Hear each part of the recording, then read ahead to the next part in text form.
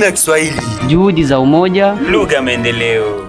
Mkutano wa wadau kuhusu utekelezaji wa Kiswahili nchini Jamhuri ya Kidemokrasia ya Kongo ulipitikana pa Kinshasa tarehe 22 Aprili mwaka 2026.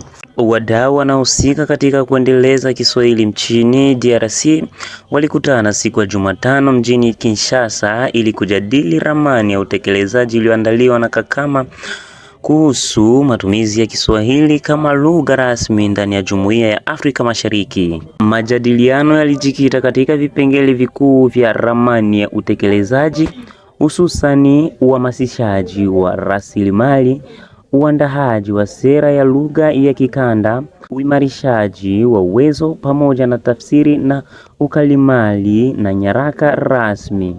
La réunion d'aujourd'hui était prévue pour adopter un projet de fait. À mon entendement, voici ce que le comité, le comité provisoire là, ce que le comité devrait faire, c'est que la RDC a adhéré à une politique d'une organisation sous-régionale, l'EAC. La politique de l'organisation sous-régionale, c'est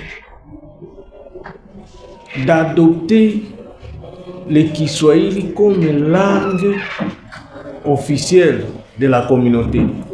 Tous les 7 pays membres de la communauté économique de l'Est de l'Afrique, n'est-ce pas, devraient ou ont déjà accepté que le Swahili soit parmi les langues. Et d'ailleurs, la communauté est allée plus loin. Parce que la communauté a dit, nous allons travailler pour adopter la trilingue.